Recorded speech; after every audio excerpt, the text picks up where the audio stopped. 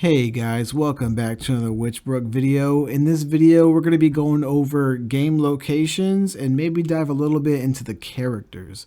If you missed the other videos where we're going over gameplay, there's going to be a link up here in the corner. Just go ahead and click that link and it should take you to the video. And if not, we're just going to go ahead and dive on in. School grounds.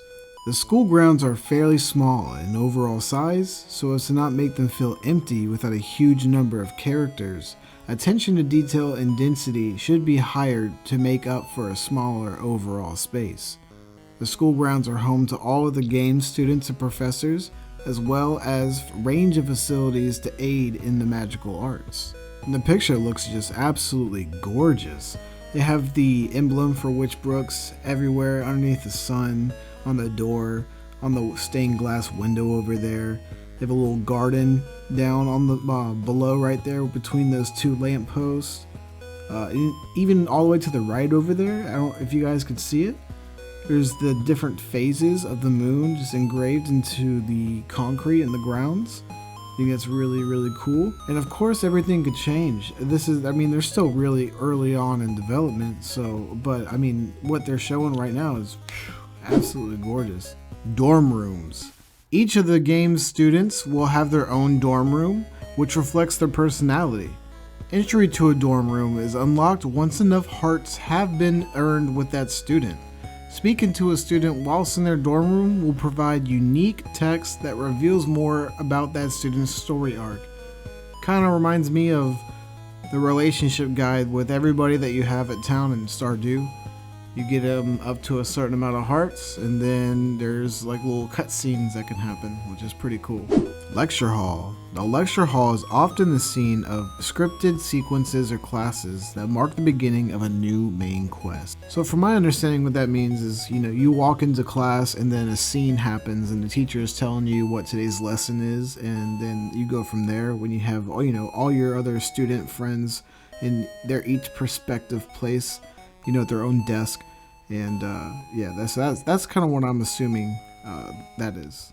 Herb garden greenhouse. The small herb garden and greenhouse allows the player to practice gardening and the cultivation of magical and non-magical crops.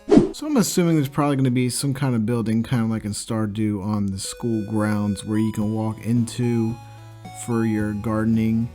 I think it's really cool that they're having, magical crops and non-magical crops. Some uses magic, some is just water that you can just use to probably cook with and things. And probably the magical crops are going to be used for things like potions. So I think that's really cool.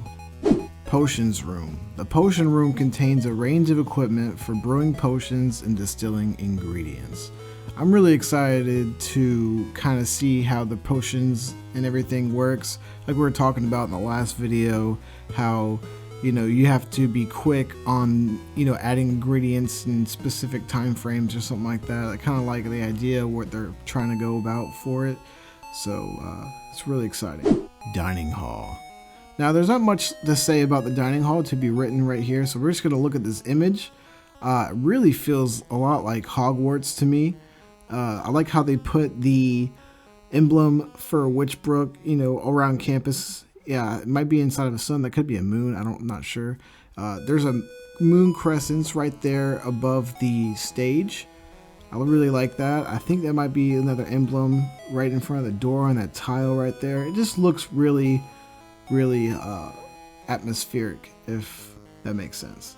School shop. The school shop sells a range of magical ingredients, upgrades, and items, including a unique tool or two. So yeah, this sounds like it's just going to be, the shop, the place, the item shop to go to buy things. Front lawn. The front lawn is often the location of special, seasonal, or calendar events and mini games. Now here's a little screenshot. Now in this screenshot you see a witch with a crystal ball and a tent on the front lawn. Maybe something big for the holidays, Christmas even, or maybe even Halloween. Halloween's probably going to be a huge event in Witchbrook during the school year.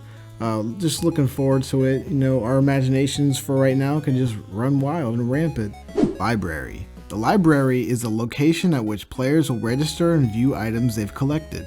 Collected artifacts are deposited in the library and can be checked out of the library for use once the librarian has finished researching the artifact. School books can also contain information useful to players. So that sounds very familiar. So you go, you find an artifact, you turn it into the library, and the librarian is going to research that artifact. Maybe, who knows, maybe you find enough artifacts, maybe you'll learn a spell from the librarian. Who knows? Astronomy Tower. The Astronomy Tower is home to a giant telescope that allows the player to view the stars and practice astronomy. Now here's a screenshot of the Astronomy Tower. Now you can see the Astronomy Tower is covered in snow in this one, so they're probably gonna change throughout the seasons of how, fall, spring, summer, different look, different shades and everything. I believe when you do look through the Astronomy Tower, it would be cool, it zooms out and everything to see the stars and all that. But here's something that's interesting. I found this other screenshot of it just like being a normal day throughout the year, probably, like, the trees and everything. I really haven't found a screenshot like this before, and I thought it was very interesting. I've always seen the snowy covered astrology tower, but this looks really pretty. The pixel art is gorgeous on this stuff. Forest. The school forest is full of plant life and animal life that provides a wide range of items to forage and discover. The forest changes with the seasons, and the available items differ throughout the year. That's pretty cool. The forest is full of small stone braziers that the player is unable to light. Each time the player achieves a game milestone, one of the braziers will light. Once all of the braziers are lit, the player is able to see that the forest is full of charming little spirits. The player is able to ask one of the spirits to be their familiar. That is actually a really cool idea. I really like that. And the forest looks absolutely gorgeous as well. Like just how vibrant everything looks. Like I think that's really cool. And I hope there's a bunch of different types of animals that you could choose to be your familiar. I wonder if the spirits are just going to be like a ghostly figure and you won't find out. It'll be random. Or if you could possibly pick like, little spirits of, there's a fox and there's a cat over there, like a spirit that you could see in the shape of what you might want to choose, or if it's random. But either way, the forest looks beautiful. I love how vibrant everything looks. Village. The village is entirely non-magical in nature and contains a number of facilities and unique NPCs. It also serves as a popular dating spot. Now here you can see the village, and you can see, the little ship. So there's, some cargo coming in. There's a couple of extra shops, it looks like, in the town. It's a little, you see that little dog up there? You see people, walking down. Looks kind of like cherry blossoms in the top right over there. A bicycle. You see a group of witches standing by this little shop right here. Let's go back real quick to the cafe. The village cafe is owned by Olive, a sweet old lady who is more than happy to allow the player to use her kitchen to produce cakes. Cakes make for great gifts should the ingredients be right. And as we look back to this photo, you can actually see that this is Olive's shop right here. It says Olive on the top right there, and on the little sign by the door, her little symbol for her shop, a little croissant, kind of like a crescent, and that's a little Olive right there. And I guess that's where you get to go to cook some food, cake and stuff, and maybe, give it to some schoolmates, build up a little bit of relationships with people using that, or maybe when you eat food, it kind of boosts your stamina or whatnot. I don't know, it's really interesting. And I think we're going to go ahead and stop the video here. There's a couple more different locations.